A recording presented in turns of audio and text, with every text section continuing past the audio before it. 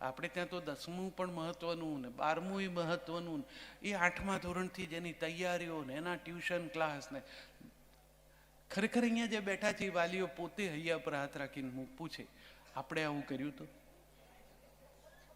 અને તોય તમારું રોડવાઈ ગયું કે નહીં?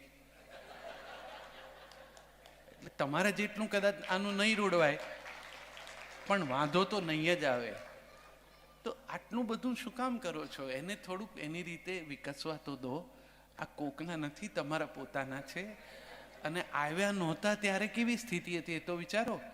ત્યારે તો પથ્થર એટલા દેવ કર્યા હતા, ક્યાં ક્યાં માથા નમાવી આવ્યા હતા, કેટલી કેટલી વિનંતીઓ કરી હતી, ત્યારે આવ્યું છે. અને હવે એની સાથે આવું કરો છો કે એ ન કરી શકે એટલી બધી પ્રવૃત્તિઓ એને આપો છો. તમે આમાંથી એક પણ કળામાં નિષ્ણાત છો? એટલે તમારા બેયના ભાગે જે તમે ન કરી શકે એ બધું આની પાસ કરાવો છો. એને ડાન્સે આવડવું જોઈએ, એને જુડોએ આવડે, એને ટેનિસે આવડે, એને સ્વિમિંગે આવડે. આટલું બધું જો કરાવવું હોય તો તમારે બાળકોની સંખ્યા વિશે વિચારવું જોઈએ.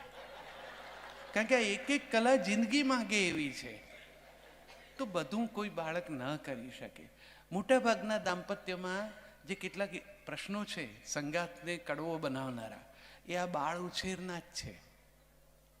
બેઉ જણનો અભિગમ જુદો હોય, બેઉ જણા આટલું બધું અપેક્ષા રાખે, પણ કોણ કરશે એ વિશે પાછી બંનેના મનમાં જુદી સમજણ હોય કે આ માટે કોલેજમાં શાળામાં મિટિંગ રાખી છે વાલીની, ત્યારે જશે કોણ?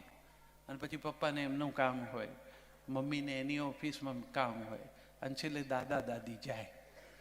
દાદા દાદી બિચારા એમના સમય નહીં સમજણવાળા હોય, એટલે એ તો શિક્ષક કરતા પહેલા સંમત છે કે આવું ના કરાવાય. સાહેબ પૂછે કે આટલું બધું, તો એ એમ કે અમે એ જ કહીએ છીએ ભાઈ, પણ ક્યાં સાંભળે છે? બા એમ કે બહુ નથી સાંભળતી, કારણ કે એમને તો તરત જ દોષનો ટોપલો પાસ ઓન કરવાનો છે, એટલે એના ઉપર કરે.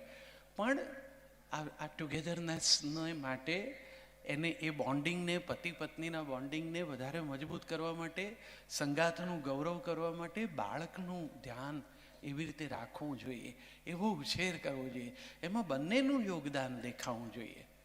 પણ આ બંને ટુગેધરનેસ એની વ્યાખ્યા જ લોકો સમજ્યા નથી.